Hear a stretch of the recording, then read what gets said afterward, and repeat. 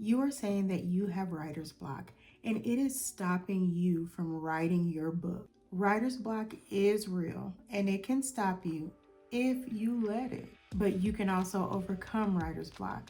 And in this video, I am going to show you how you can. Hello, I'm Aisha, and my mission is to mobilize you, the Christian writer, so that you can share your unique voice with the world. On this channel, I discuss writing tips for Christian writers.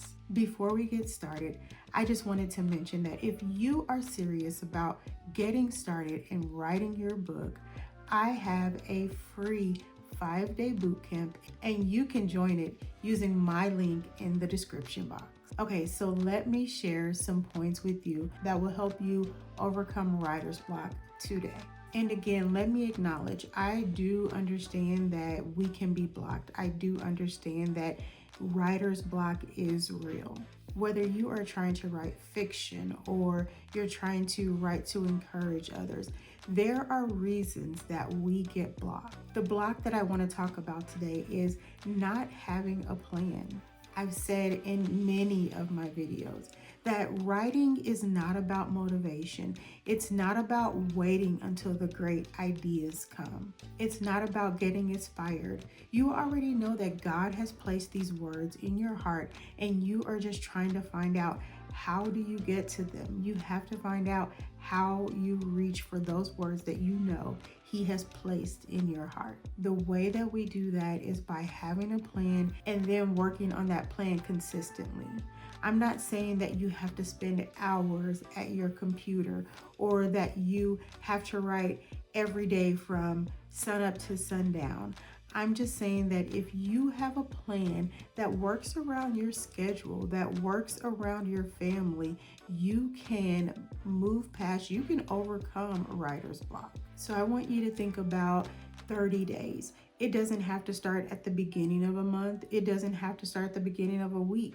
You just want to think about 30 days where you can make a plan. So let's start with those first 7 days of those 30 days.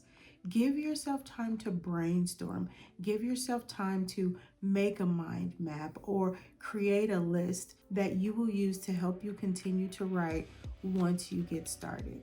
If you are writing fiction, dream up your characters, dream up your setting.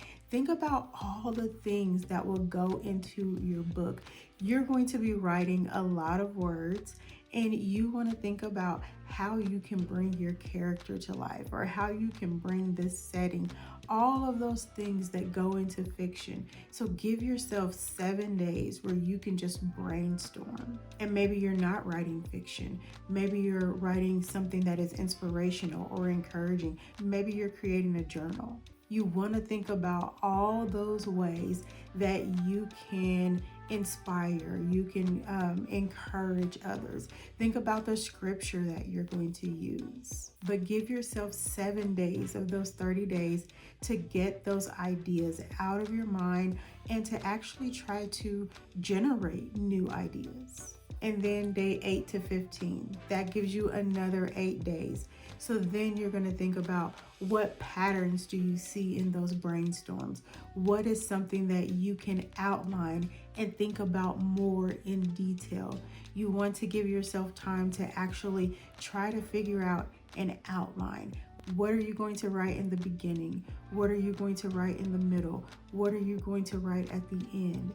Start planning out the beginning of that project. How will you introduce what you're going to talk about? How will you introduce your characters? How will you introduce your inspiring, motivational topic? And then create an outline.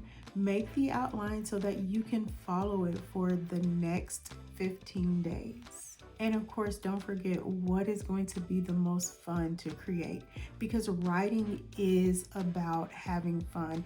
It's not something that should be overbearing. It's not something that should be lonely. Find others that you can write with.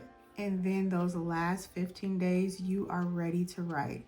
I love the Pomodoro method where I can write for 30 minutes, take a break for 15 minutes and write for another 30 minutes. Or if you decide 50 minutes you're going to write and then 20 minutes you're going to take a break and then 50 minutes you write again. It's up to you how you want to set up your time, but the Pomodoro method is a great way to get you writing.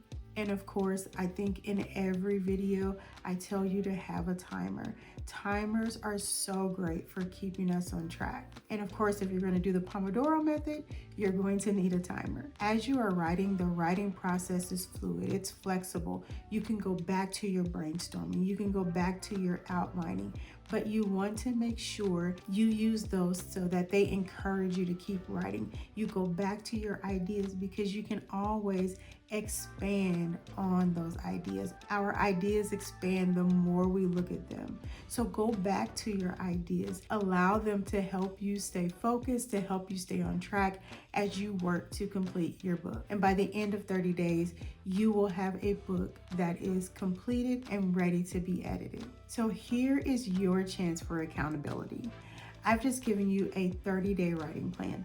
Very simple, right to the point. How can you implement this plan in the next 30 days? Share with me in the comments.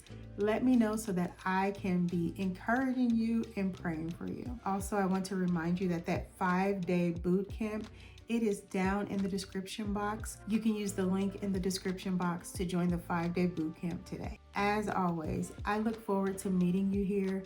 And until next time, happy writing.